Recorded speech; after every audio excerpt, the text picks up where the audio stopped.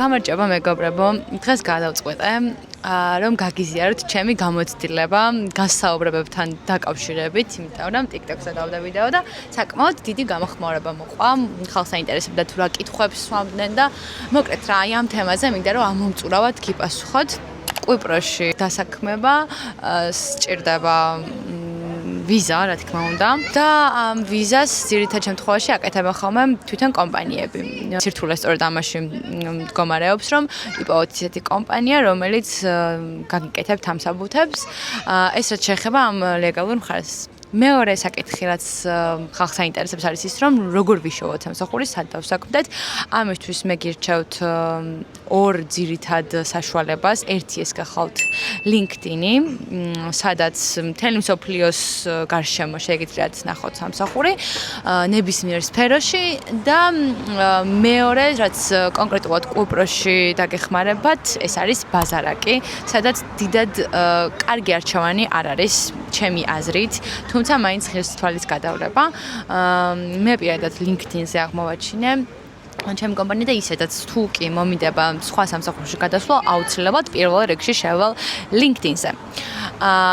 ეს საკითხიც დავხურეთ. ახლა გავხსნათ შემდეგი საკითხი, რომელიც უშუალოდ არის გასაუბრების პროცესი, რაც არის ყველაზე მნიშვნელოვანი, ხო? გასაუბრების პროცესი ძირითადად ესე დიდ კომპანიებში არის ხოლმე რამდენიმე ეტაპად დაყოფილი. შეიძლება 5 ეტაპი იყოს, შეიძლება 3 ეტაპი იყოს და შეიძლება 2 ან 1-იც კი გააჩნია.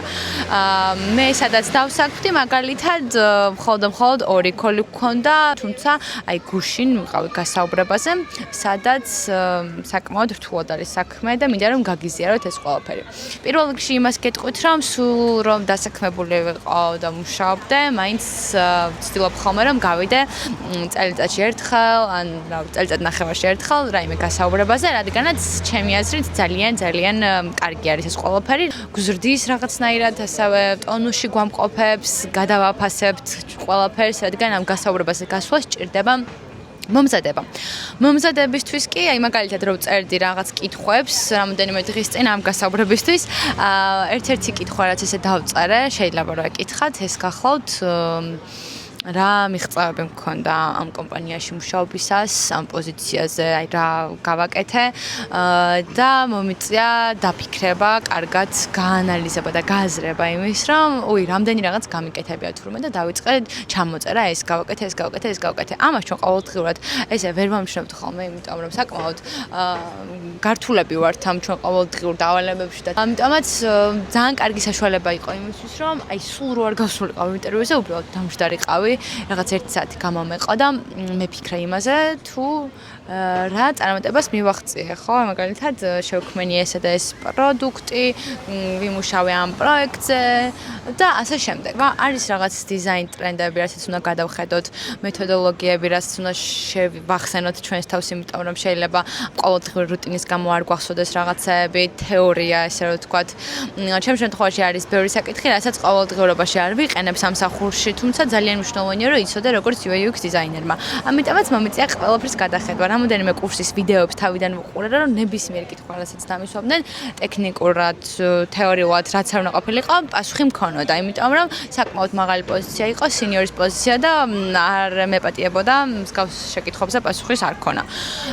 მოკლედ იმის თქმა მინდა რომ მიყვარს გასაუბრებებზე გასვლა, მიყვარს აი ეს ცოტა სტრესი. სიმართლე ვგიხართ, დიდად არ ვნერვულობ ხოლმე გასაუბრებებზე და ამიტომაც გადავწყვიტე რომ ეს ვიდეო ჩავწერო და გაგიზიაროთ რა არის ჩემი საიდუმლო. რატომ არ ესეთი თავდაჯერებული? კარგი, ახლა უშუალოდ გადავიდე ჩემს საკითხზე, რომელიც არის როგორ ხდება საყვანის პროცესი და გასაუბრება, ხო, უფრო დეტალურად რო ჩავშალოთ. პირველ რიგში გვირეკავს HR ტელეფონზე, გაგვესაუბრება დაახლოებით 10-15 წუთი, გაიგებს რამდენად ადეკვატურები ვართ, დიალოგში როგორ შევდივართ, რამდენად ვიცით ენა, რომ ვისაუბროთ და მოკლედ ეს არის ჩვეულებრივად გასაცნობი ქოლი, ესე რომ ვთქვათ. და ამის შემდგომ უკვე გვინიშნავს ინტერვიუს დღეს, გასაუბრების დღეს. და გასაუბრებაზე ჩემ შემთხვევაში ახლა მაგალითად იყო მხოლოდ HR-ი, რაც იმას ნიშნავს, რომ ეს გასაუბრება არ იქნება მხოლოდ ერთი. კიდევ მოყვება ამას მეორე, მესამე და სხვადასხვა გასაუბრებები, რადგანაც აუცილებელია შევხვდეთ დიზაინის გუნდს, მთავარ head of designs, რათა ამან დაგვისვას ტექნიკური კითხვები, რადგანაც HR-ი ფიზიკურად არ არის კომპეტენტური ჩვენ სფეროში.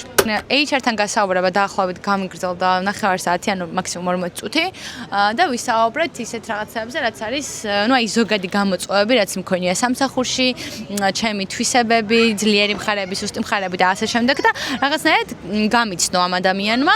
შემდეგ უკვე ჩამინიშნა შემდეგი გასაუბრება, რომელიც არის უფრო ტექნიკური, შევხვდებოდი დიზაინის ასე ვთქვათ, head of designs ეს როგორ გადმოვთარგმნო და მასთან გასაუბრებისას უკვე ტექნიკურ საკითხებს გავებილდით. ამ გასაუბრებაზე უკვე საკმაოდ დეტალური, რთული და ისეთი კითხვები წამოვიდა, რისთვისაც მეტწილად მზად ვიყავ, თუმცა იყო რამოდენიმე ისეთი უცხო კითხვა, რაც არასდროს არავის არ დაუსვავს, ჩემთვისაც მოულოდნელი იყო. და მოკლედ ვისაუბრეთ ახლა ამაზე. მე ჩამოვწარე დაახლოებით ესე 5 კითხვა, რომელსაც დიდი ალბათობით გასაუბრებაზე დაგვისვამენ. არ აქვს მნიშვნელობა სფეროს. ვეცადე რომ ზოგადი ყოფილიყო ეს ყველაფერი, რადგან მხოლოდ UI UX დიზაინზე ძალიან მიკერძებული ვიქნებოდი. და მგონია რომ ეს კითხვები ძალიან დაგეხმარებათ თქვენს, თუ აპირებთ გასაუბრებაზე გასვლას. პირველი კითხვა ამ 5-ეულიდან არის, რა თქმა უნდა, რასაც თავიდანვე დაგვისვამენ, ეს არის მოგვუყავი შენ შესახებ. სადაც რეალურად არ აინტერესებთ ჩვენი ბიოგრაფია, მათ აინტერესებთ პროფესიულად ვინ ვართ და რატომ ვართ დღეს აქ. შესაბამისად, უნდა ვეცადოთ, რომ მაქსიმალურად მოკლე პასუხი გავცეთ, დაახლოებით 1 წუთში თუ ჩავეტევით, იქნება იდეალური და ვეცადოთ, რომ ვახსენოთ როგორც წარსული, აწმყო, ასევე მომავალი. და მე მოგიყვანთ ახლა მაგალით, დაახლოებით როგორ გამოიყურება ჩემთვის მეტწილად იდეალური პასუხი. მე ვარ ანი, UI UX დიზაინერი, უკვე 3 წელზე მეტი ამ სფეროში ვმუშაობ, ამჟამად დისტანციურად ვმუშაობ სხვადასხვა პროექტებზე. თუმცა ვეძებ სტაბილურ გარემოს, სადაც შევძლებ პროფესიულად განვითარებას, გაზრდას, ზოგადად ყოველთვის ძალიან დადებითად ვარ განწყობილი ახალი შესაძლებლობებისადმი, შესაბამისად ძალიან გამიხარდა, როდესაც აღმოვაჩინე ეს პოზიცია და მიხარია რომ ვარ დღეს აქ. ასევე დავამატებდი ბონუსად, გაჩნია რამდენად ისეთი კომუნიკაბელური და ჩემთან ახლოს ყოფი ადამიანი არის, აი ზოგჯერ ვგრძნობთ ხოლმე რა, რომ შეგვიძლია ვიხუმროთ, შეგვიძლია რამე ისე ვთქვათ, ცოტა შინაურულად. შეიძლება დამემატებინა, რომ ერთი საინტერესო ფაქტი ჩემზე არის ის, რომ მე დავამთავრე სამედიცინო უნივერსიტეტი და შევიცვალე კარიერა, ანუ ექიმობიდან გავხდი UI UX დიზაინერი. ამას აუცილებლად მოყვება ოვაციური რაღაც რეაქციები, რომ ვაიმე რამ განაპირობა ამ კარიერის შეცვლა და ძირითადად კითხვები მოყვება ხოლმე დამატებით, რასაც მე თავისუფლად შემიძლია ვისაუბრო, რომ აი ესე და ესე მოხდა და უკვე შედგება ძალიან კარგი დიალოგი. ეს დიალოგი გასაუბრების დასაწყისში ძალიან მეხმარება, იმიტომ რომ რაღაცნაირად ის ცოტა ნერვიულობა, რა თქმა უნდა, მეც მაქვს და აი ამ ნერვიულობასაც კი მიხსნის, იმიტომ რომ ისევ საუბრობთ, თქოს ჩემი რაღაც ახალი მეგობარი გავიცანი, ვისაც ვუყვები, რატომ შევიცვალე პროფესია. და ისინიც რაღაცნაირად ძალიან ისე არიან გაოცებულები, ესე ვიტყოდი. და მოსწონთ ხოლმე ეს ფაქტი ძალიან. მე ასევე იმასაც დავამატებ, რომ სამედიცინოდან კი გადმოვედი ამ სფეროში, მაგრამ ძალიან ბევრ საერთოს ვნახულობ ამ ორ სფეროს შორის, იმიტომ რომ ემპათიის უნარი გჭირდება ძალიან დიდი, როდესაც ხარ ექიმი და ძალიან მნიშვნელოვანი არის ემპათიის უნარი UI UX დიზაინშიც, ამიტომ ამას ყოველთვის ესე ვთქვათ ვლინკავ ხოლმე და ამ საერთოს პარალელს ვავლებ, ესე ვთქვათ. შემდეგ უკვე რო არ გამიგრძელდეს ახლა ჩემს მაგალითზე საუბარი, გადავიდეთ მეორე კითხვაზე, რომელიც არის მოგვიყევი შენს ძლიერ მხარეებზე, ან რა არის შენი ძლიერი მხარეები. ამ კითხვაზე პასუხისას აუცილებლად უნდა ვეცადოთ, რომ ძალიან ბევრი არ ვისაუბროთ, იმიტომ რომ არ გამოვჩნდეთ ზედმეტად შეყვარებულები ჩვენს თავზე და ზედმეტად ამ პარტავნულად არ ჟღერდეს. მე მაგალითად გავცემდი ამ კითხვას საკმაოდ ლაკონურ პასუხს და შევეცდებოდი რომ ყოფილიყავი თავმდაბალი. მაგალითად, ჩემი ძლიერი მხარე არის კრიტიკული აზროვნების უნარი, რაც მეხმარება ყოველდღიურად სხვადასხვა დავალებების და სირთულეების გამკლავებაში. ასე ამბობენ, რომ აქვს ძალიან კარგი კომუნიკაციის უნარი. შემიძლია როგორც დეველოპერებთან, ასევე პროექტ მენეჯერებთან და მთელს გუნდთან კარგი ურთიერთობა მქონდეს, კარგი კომუნიკაცია მქონდეს. თუ ამ კითხვას ვაიდ არ დასვამენ, აუცილებლად დასვამენ შემდეგ კითხვას, რომელიც არის რა არის თქვენი სუსტი მხარეები.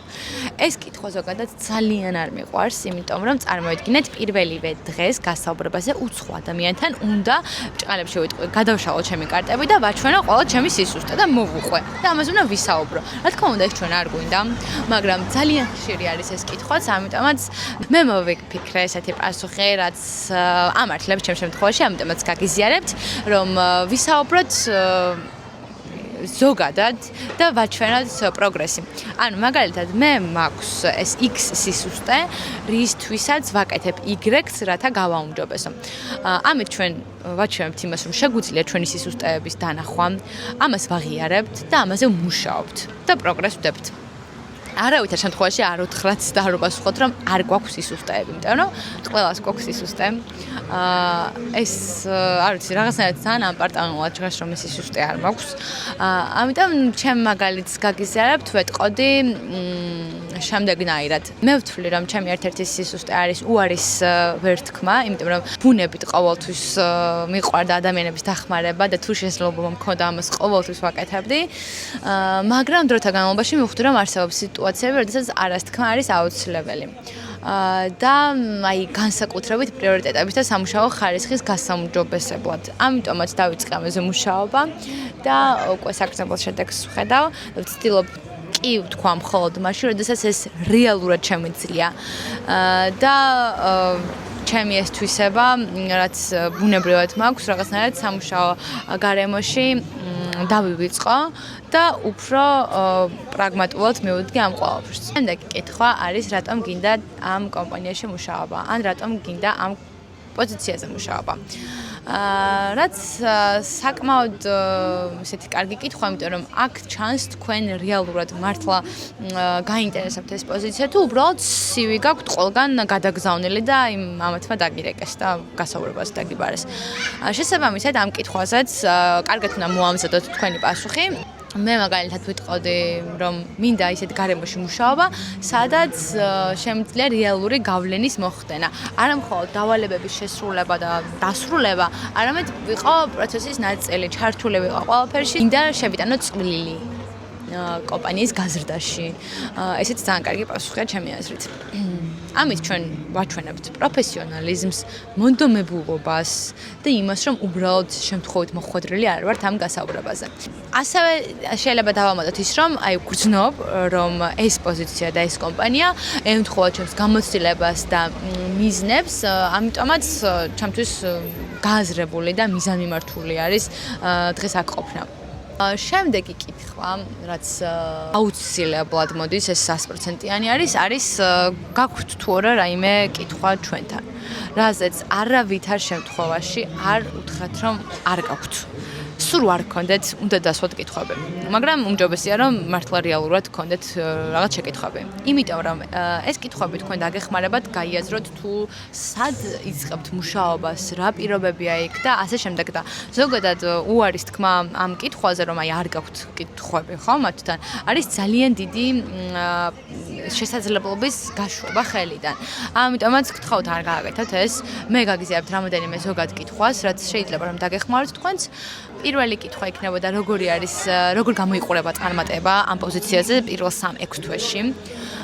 ასევე ვკითხავდი რამდენად აი გუნდი როგორ მუშაობს და როგორი გუნდური მუშაობა არის კომპანიაში და ამაზე ვრცლად მოგიყვებიან და ისაუბრებენ დიდი ალბათობით და თქვენც გაქვთ დრო რომ ცოტა შეისვანოთ, იმიტომ რომ ძირითადად ისინი გისვამდნენ სულ კითხვებს და ეხლა უკვე თქვენც უნდა დაიწყოთ და თქვენც უნდა მოერგოთ HR-ის როლი, იმიტომ რომ ყოველთვის გახსოვდეთ, რომ გასაუბრებაზე არა მხოლოდ ისინი ეძებენ კადრებს და ისინი გიკითხებიან კითხვებს, არამედ თქვენც ეკითხებთ კითხვებს, თქვენც ეძებთ კომპანიას, თქვენთვის მორგებულს, თქვენთვის იდეალურს, ასე რომ ეს ყველაფერი არის ორმხრივი.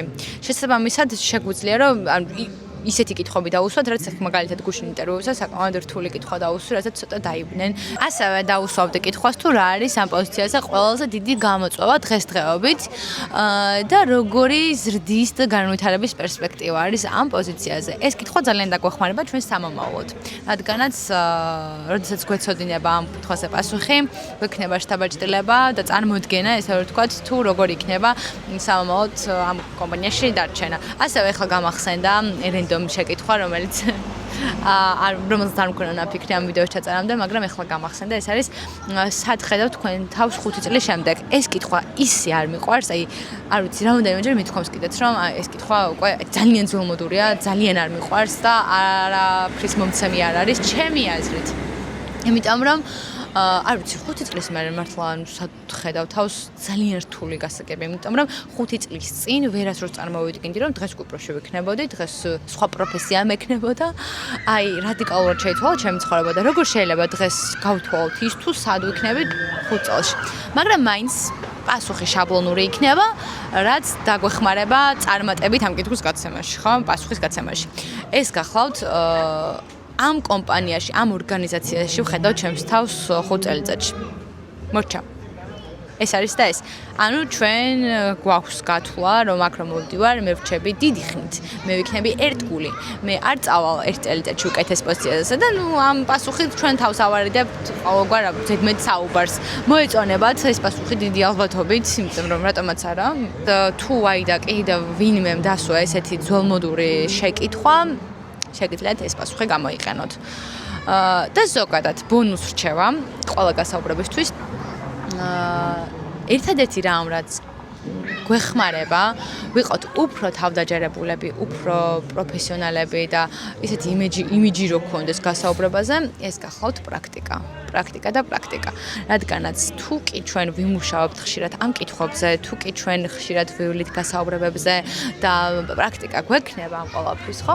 ბევრად უფრო თავდაჯერებულები ვიქნებით. ჩვენი საუბარი ბევრად უფრო დამაჯერებელი იქნება და თქვენ თვითონ დაინახავთ შედეგს. მე რო პირველად გავდივარ გასაუბრებაზე და მე რო ახლა მიასედ გავდივარ, არის მართლაც სადამიწა, რადიკალურად სხვადასხვა ადამიანი ვარ, გაზრდილი ვარ მაგ მხრივ, ამიტომაც გირჩევთ, რომ თუ ბევრ გასაუბრებაზე არ გადიხართ, თქვენ თვითონ გააკეთეთ ეს ყველაფერი, პრაქტიკა გაიარეთ, სახში ივარჯიშეთ ამ კითხვებზე, ან მოიძიეთ Google-ში, ChatGPT-ს მიწერეთ, რა კითხვები შეიძლება დაგესვან ინტერვიუზე თქვენი სფეროდან გამომდინარე. და ხო, პრაქტიკა ძალიან გეხმარებათ. ერთ ბიჭის ვიდეო ნახე გუშინ, რომ ამბობდა ზოგადად ინტერვიუები არავის არ უყვარსო და ყველას უსტრესავსო და ნერვიულობთო და ის ადამიანებიო, ვინცო ამბობთ, რომ გვიყვარს და მოგწონთო, საერთოდ ვინ ხართო, სად ცხოვრობთო, რა სამყაროში ხართო, რანაირად შეიძლება რომ გიყვარდეთ გასაუბრებებზე სიარულიო და მე ვარ ის ადამიანი, ვინც ამ პატარა ჯგუფს განეკუთვნება და ვისაც ძალიან უყვარს გასაუბრებებზე სიარული. ამიტომაც ხო, არ ვიცი, თითქოს უფრო ნაკლებად ნერვიულობ, თითქოს მომწონს, არ ვიცი, რაღაც არის რა. ამიტომ გამიზიარეთ თქვენი შთაბეჭდილებები, თქვენ როგორ გადიხართ ამ პროცესს, თქვენ როგორი დამოკიდებულება გაქვთ გასაუბრებებისადმი და გელოდებით კომენტარებში. მედია რომ მეც ნაკლებად დაგეხმარებათ ეს ვიდეო რაღაცებში. ეს არ ეხება მხოლოდ კვიპროსში დასაქმებას, ეს რა თქმა უნდა ეხება ყველგან დასაქმებას, იმიტომ რომ ეს არის ის ზოგადი კითხვები, რის გარშემოც ტრიალებენ ხოლმე დამსაქმებლები. აბა დროებით.